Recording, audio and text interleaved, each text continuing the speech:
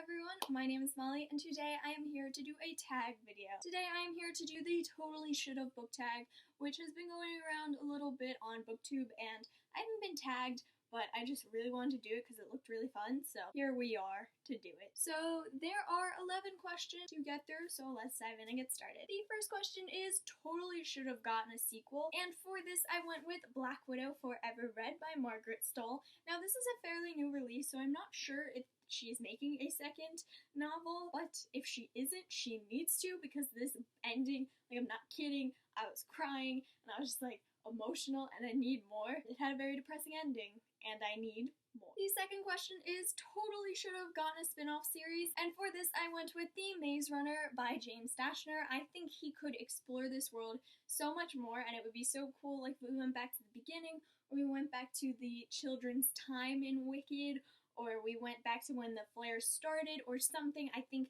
he could go in so many different directions in this world that he built, and I think it would be really cool, and I would read them all because they're all really fun, and a lot of people didn't like this series, but I loved it, and I love all the movies. Third question is an author who totally oh my god, an author that totally should write more books. Now, I tried not to go for an obvious answer this time, so I went with John Green. He has written a lot of books, but I think it would be cool if he wrote some more books. I just really enjoy his writing style, and his characters are just so fun. A lot of people don't like Paper Towns or Looking for Alaska, but I really enjoyed them, and I just love the way he writes. So I would love to see more books from his perspective. Number 4, a character that totally should have ended up with someone else. For this, I went with Clockwork Princess by Cassandra Clare. Now, this will contain mild spoilers for anyone that hasn't read City of Heavenly Fire or the Infernal Devices trilogy, so just mute right now. When this symbol goes away, you turn it back on. Okay, so I took this answer from someone else who did this tag. I forget who it was. I think it was Emma from Emma Books. She ended up with Will at the end, which I was very excited about because Wessa forever. But then, at the end, after Will died and I started sobbing, she ends up with Jem again. It's like, no, you can't do that. You can't wait for one to die and then go with the other one. It's not how it works, Tessa. So I was very upset when that happened, and she totally should have found a way for Will to live forever and they could be together forever. Number 5, a book that should have totally ended differently. For this, I went with an answer that is like personal to me, and it's not a bad ending, it's just I didn't want it to end this way because I wanted happiness, and that is The Darkest Minds by Alexandra Bracken. I just recently read this novel, and of course the story needed to end this way for the story to continue on, but still, my heart hurts, and I'm sure they could have found a way without doing what they did. I'm not going to say it, I'm not going to spoil it, but oh my god, and I need to continue on with this series. Oh my god, my heart hurts.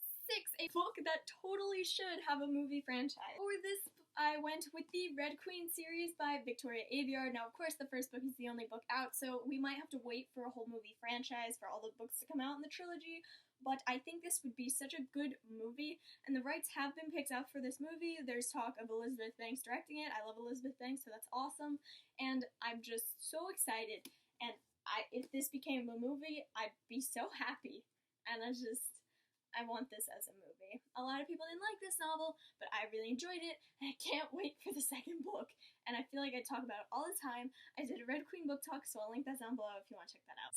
7, totally should have had a TV show. For this, I went with White Hot Kiss by Jennifer Armentrout. The whole series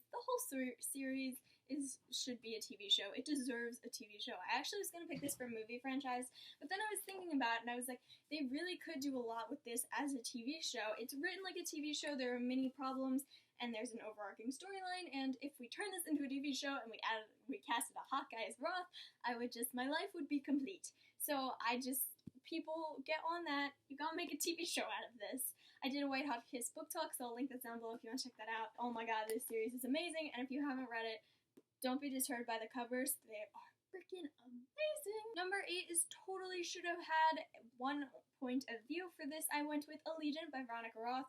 I was completely unoriginal because literally everyone that's done this tag video that I've seen has picked Allegiant for this, but I do usually don't mind multiple point of views because sometimes you need that multiple point of views to get the whole story. So I understand why some authors do it. They really shouldn't have written from Four's perspective.